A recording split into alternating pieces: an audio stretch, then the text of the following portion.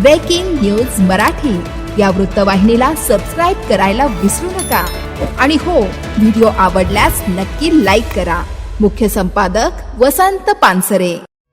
नवी मुंबईत राडा, भाजपा कार्यकर्त्यांनी शिंदेच्या कार्यकर्त्याला चोपले। नवी मुंबईच्या कोपर खैरणेत मतदानाच्या पार्श्वभूमीवर मोठा गोंधळ उडाल्याची घटना समोर आली आहे।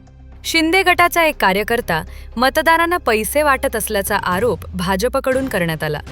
हा कार्यकर्ता रंगेहात पकडल्याचा दावा करत भाजपच्या कार्यकर्त्यांनी त्याला घेराव घातला।